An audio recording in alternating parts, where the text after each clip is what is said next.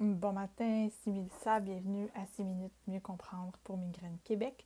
Ce matin, j'avais envie de vous parler des traitements préventifs ou des traitements qu'on peut appeler de prophylaxie. Alors, c'est des traitements qu'on va prendre, dans le fond, en prévention de la migraine pour diminuer le nombre de crises, diminuer l'intensité des crises. Donc, si vous êtes migraineux assez fréquent, c'est quelque chose que vous connaissez probablement déjà. Mais ce que j'avais envie de parler, c'est justement de ces traitements préventifs-là. Il y a plusieurs familles de traitements. Il y en a des nouvelles qui sont arrivées récemment. Donc, comment on fait pour évaluer si un traitement est efficace ou pas pour soi?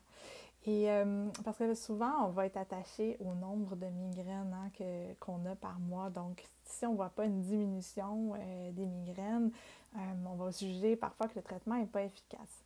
Mais ça peut être intéressant de regarder aussi les autres bienfaits que le traitement peut apporter. Est-ce que mon humeur est meilleure? Est-ce que mon sommeil est meilleur? Est-ce que mes crises se traitent mieux quand je prends mes traitements de crise? Est-ce que j'ai besoin de prendre un seul triptan dans ma journée plutôt que deux parfois? Donc, d'essayer de voir, est-ce qu'il y a une amélioration sur d'autres facteurs? Pas nécessairement sur le nombre de jours de crise, mais sur l'intensité des crises, si elles se traitent mieux. Donc ça peut être un indicateur intéressant.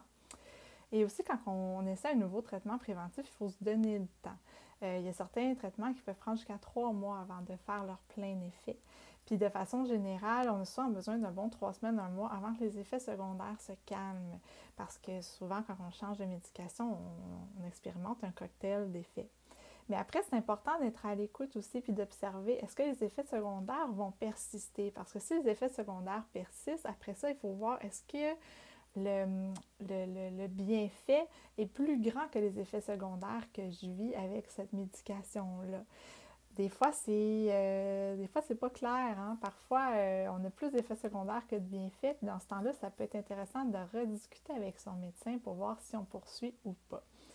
Et si on a des effets secondaires qui sont vraiment majeurs, comme des effets dépressifs, des idées noires, moi ça m'est déjà arrivé sur un traitement, c'est vraiment important de le nommer à son médecin puis de s'écouter là-dedans, même si la dose est faible, même si on vous dit que ça se peut pas, c'est nous qui nous connaissons le mieux. Donc c'est quelque chose vraiment, je trouve, les traitements, c'est vraiment à discuter avec le médecin, pour voir comment on se sent là-dedans. Puis parfois aussi, on a besoin d'une pause, puis c'est bon de le nommer. Quand on essaie un médicament après l'autre, un traitement après l'autre, moi je sais que dans les dernières années, j'en ai essayé à la chaîne, là, et à un moment donné, on ne sait plus c'est quoi l'effet, qu'est-ce qu'est la migraine, qu'est-ce qu'est le médicament.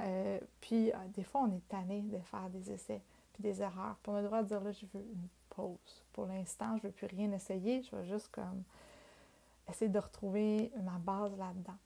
Donc, c'est vraiment un sujet qui est super important. Il y a beaucoup d'avenues qui s'offrent à nous. Il y a beaucoup de choses qui peuvent être essayées. On réagit toutes de façon différente.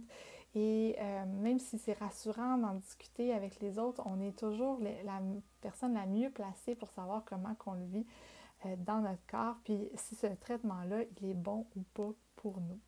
Donc, je vous invite vraiment à rester à l'écoute, puis aussi à observer les autres signes, pas nécessairement en termes de fréquence de migraine, mais en termes de qualité de vie que ça vous apporte pour vous aider à voir si un traitement a des bienfaits pour vous. Donc, c'était ce que j'avais envie de discuter avec vous ce matin. Je vous souhaite une belle semaine et je vous dis à la semaine prochaine.